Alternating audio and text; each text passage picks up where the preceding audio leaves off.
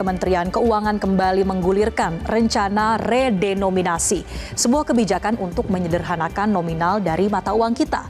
Tapi apakah redenominasi ini sesederhana menghilangkan digit angka atau ada konsekuensi lain yang perlu disiapkan dan juga diwaspadai? Lalu seperti apa regulasi untuk menerapkan kebijakan redenominasi? Kita akan bahas lengkapnya dalam sejumlah grafis yang telah kami siapkan untuk Anda pemirsa. Nah, kita mulai dari definisinya terlebih dahulu. Apa itu redenominasi? Sumber yang kami ambil dari penelitian yang dipublikasikan oleh Bank Indonesia. Ini mencatat bahwa redenominasi adalah menyederhanakan nilai nominal mata uang dengan mengurangi digit atau angka 0 tanpa mengurangi nilai real dari mata uang tersebut. Artinya harga dari suatu barang atau jasa ini tetap sama, hanya saja penulisan dari harganya yang disederhanakan. Begitu juga dengan nominal mata uangnya. Nah, contoh sederhananya seperti ini pemirsa. Saat ini misalnya Anda punya uang sebesar Rp10.000. Nah, dengan Rp10.000 itu Anda bisa membeli satu buah roti. Dengan adanya redenominasi, uang Rp10.000 tersebut berubah jadi Rp10 dan harga rotinya juga berubah jadi Rp10. Jadi Anda tetap bisa membeli satu roti tersebut. Dan nilai uangnya ini tidak berubah, harga rotinya tetap dan juga penulisan angkanya saja yang berubah, 3 digit 0 di akhir itu dihilangkan dari Rp10.000 menjadi Rp10. Bahkan secara praktiknya sebenarnya pemirsa redenominasi ini mungkin sudah sering dilakukan secara informal.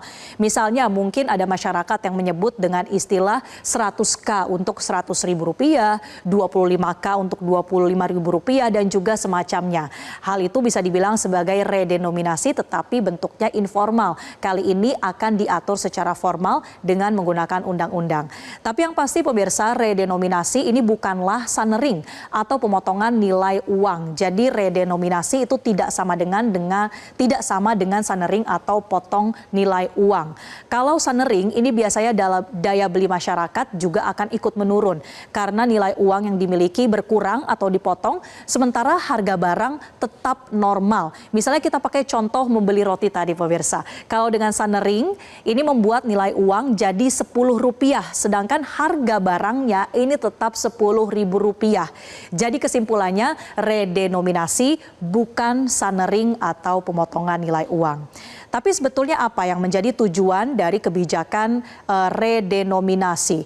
Tujuannya ini adalah untuk menyederhanakan pecahan uang agar lebih efisien dan juga nyaman dalam transaksi serta efektif dalam pencatatan pembukuan keuangan. Karena menurut riset pemirsa pada tahun 2015, pecahan mata uang rupiah ini merupakan pecahan mata uang terbesar ketiga di dunia setelah Zimbabwe dan juga Vietnam. Untuk di Asia Tenggara saja misalnya pecahan Rp100.000 saat ini merupakan pecahan uang terbesar kedua setelah dong Vietnam dengan denominasi Rp500.000. Dalam hitungan perbankan ini bisa disederhanakan digit mata uang yang dilakukan dengan mengurangi 3 angka 0 pada rupiah yang akan menghemat tentunya biaya teknologi yang digunakan.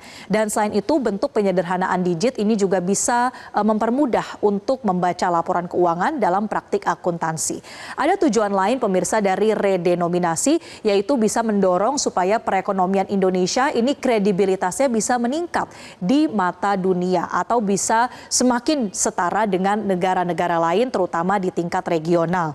Misalnya saat ini pemirsa mata uang rupiah ini bisa terasa lebih bernilai kalau dikonversikan ke dolar Amerika Serikat. Saat ini $1 AS sama dengan Rp16.600. Tapi setelah redenominasi maka $1 ini bisa menjadi Rp16,6. Jadi di mata internasional hal ini jelas lebih ringkas dan juga lebih mudah dipahami dan juga disetarakan kredibilitasnya dengan negara maju lain.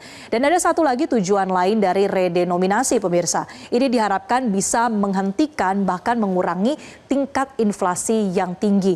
Hal ini terjadi pada kasus negara lain, misalnya yang terjadi pada Turki yang melakukan redenominasi dengan mengubah 1 juta lira menjadi 1 lira atau menghilangkan ada sebanyak 6 digit angka 0 yang dihilangkan di tahun 2005 dan kebijakan itu bisa dibilang mampu dijalankan oleh Turki dengan cukup efektif dan bisa mengatasi hiperinflasi yang terjadi di sana. Kalau terkait dengan regulasinya, kita lihat bahwa usulan redenominasi di sebelumnya sudah dimulai dari tahun 2010. Pada saat itu diusulkan oleh Bank Indonesia untuk melakukan redenominasi. Akan tetapi pada saat itu dianggap belum siap dan juga belum waktu yang tepat. Masih kurang persiapan dari sisi infrastruktur dan juga regulasi serta pertimbangan kondisi sosial politik yang belum kondusif. Dan meskipun ada niat dari Bank Indonesia, proses legislasi RUU redenominasi pada saat itu tidak berlanjut. Pada tahun 2020, wacana redenominasi juga kembali timbul, tapi berujung penundaan karena kondisi pandemi COVID-19 pada saat itu. Nah, saat ini pemerintah diketahui tengah menyiapkan rancangan undang-undang atau RUU terkait dengan perubahan harga rupiah atau RUU redenominasi. Targetnya ini akan selesai pada tahun 2027 untuk RUU-nya. Jadi belum diterapkan secara efektif karena belum ada dasar hukumnya. Dan hal ini juga tercatat dalam Peraturan Menteri Keuangan atau PMK nomor 70 tahun 2025 mengenai rencana strategis atau Renstra Kementerian Keuangan tahun 2025 sampai 2029 yang sudah diteken pada 10 Oktober 2025. Jadi proses redenominasi ini akan bertahap pemirsa sampai dengan tahun 2029 nanti, yang mana yang menjadi atau yang memegang tanggung jawab utamanya di Kementerian Keuangan adalah Direktorat Jenderal Perbendaharaan atau DJPB Kementerian Keuangan. Nah, keberhasilan dari redenominasi ini memang ditentukan oleh berbagai hal pemirsa. Salah satunya adalah syarat dari kondisi ekonomi. Redenominasi bisa efektif ketika kondisi ekonomi stabil dan menuju ke arah yang lebih sehat. Tapi di sisi lain tentu redenominasi ini tidak bisa dilakukan dengan terburu-buru karena bisa menimbulkan bias psikologis yang disebut sebagai ilusi uang. Jadi ketika ilusi uang terjadi, ini seseorang bisa menganggap harga barang rasanya lebih murah. Padahal sebetulnya tidak juga, karena persoalan hilang angka 0 saja sebelumnya, tapi nilainya itu masih sama. Hal inilah yang membuat redenominasi bisa pada beberapa kasus berujung pada hiperinflasi. Artinya butuh sosialisasi dan juga mitigasi risiko inflasi yang harus dilakukan sejak dini atau perlu sosialisasi dulu baru diterapkan secara efektif. Dan juga pemirsa, peneliti dari Selios ini bahkan mengingatkan adanya risiko opportunistic rounding atau pembulatan harga ke atas. Nilai dari suatu barang ini dijual ke nominal yang tertinggi atau nominal yang paling atas. Contohnya, misalnya ada harga Rp9.000. Ketika redenominasi ini menjadi Rp9, tapi penjual akan cenderung menaikkan harganya menjadi Rp10. Nah, praktik ini dikhawatirkan bisa menekan daya beli masyarakat. Dan selain itu, fakta bahwa di Indonesia 90% transaksi ini sebetulnya masih menggunakan uang tunai. Ini juga membuat strategi sosialisasi masif masih sangat dibutuhkan sebelum redenominasi diterapkan secara efektif. Meskipun saat ini pemanfaatan kris dan juga transaksi digital terus meningkat, tapi kalau sosialisasinya kurang maka bisa menyebabkan kebingungan dari sisi administrasi. Misalnya pelaku usaha retail ini harus menyesuaikan pembukuan yang sangat banyak komponennya, dan juga masyarakat masih perlu untuk menukarkan cash. Ini tentu membutuhkan waktu dan juga biaya yang tidak sederhana pemirsa. Jadi sekali lagi sosialisasi dari redenominasi ini menjadi kunci dan juga penting untuk dilakukan sejak dini.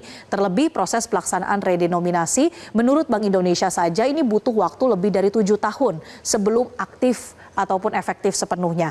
Nah, masyarakat juga perlu untuk memahami bahwa kebijakan redenominasi ini merupakan pengurangan dari nominalnya saja, bukan pemotongan nilai mata uang. Dengan pemahaman yang komprehensif, ini diharapkan bisa membuat tingkat kepercayaan masyarakat kepada pemerintah bisa tetap terjaga seiring dengan dilakukannya redenominasi. Rp1.000 menjadi Rp1. Jadi mungkin tidak ada lagi istilah tidak mendapatkan Rp1 pun, karena kalau sudah redenominasi Rp1 ini menjadi sangat berharga.